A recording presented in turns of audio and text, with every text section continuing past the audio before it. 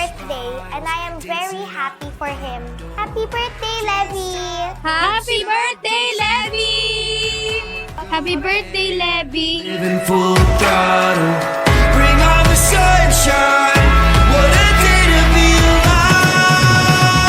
Nawa bigyan niya po siya ama na magandang kapalaran, na magandang kalusugan, 10 po ng kanya pong sambahayan. Makapagsama-sama po kaming maglilingkod sa inyo pong dakilang pangalan. I'm ready for it.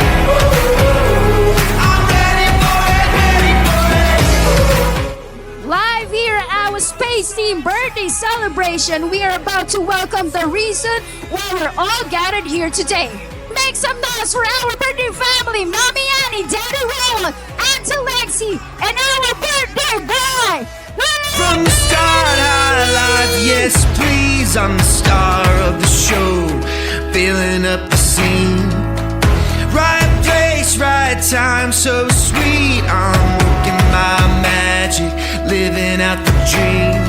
I can't wait, I'm feeling fine. Take that step, it's a good time. Bring on the blue skies. What a day to be alive.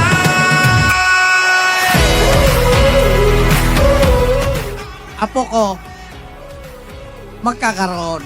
Ah! Kaya lahat ng mga manugang ko, mag-first birthday na mga... Mag-first birthday na po tayong lahat para magkaroon po tayo ng ganito!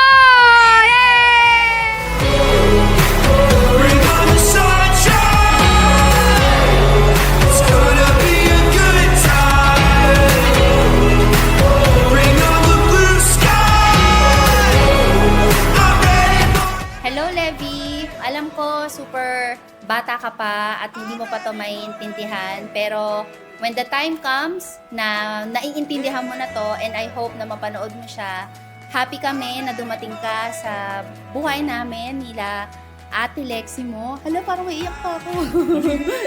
Si Levi, compared sa atin niya nung baby pa siya, ito si Levi, hindi siya masyadong iyakin. So kapag nasaktan siya o kaya pag masama yung pakaramdam niya, alam namin na nasasaktan siya kasi doon na siya umiiyak. Kasi kahit na magkanda untog-untog siya, hindi siya umiiyak. Love na love ka ni Mami, ni Daddy, lalong-lalo na ni ate mo Lexi. Nung dumating si Levi sa amin, ang ang pinakamasaya si Ate Lexi niya. Kasi for the longest time, si Ate Lexi, palagi kami tinatanong kung kailan siya magkakaroon ng sarili niyang kalaro everyday. Kasi tuwing uuwi yung mga cousins niya, pag bumibisita, naiiwan siya mag-isa. So, very happy si Lexi na dumating si Levi sa buhay namin. And si Levi, cute siya, pero mabaho ang pupo.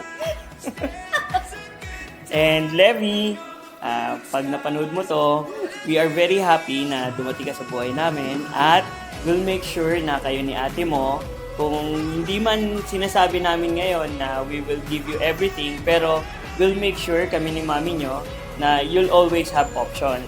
Kung ano yung gusto nyong gawin sa buhay, we'll make sure na magkakaroon kayo ng option to do whatever you want to do. Hindi yung pipilitin namin kayo kung ano man yung gusto namin para sa inyo. Happy birthday, Levi! We love you!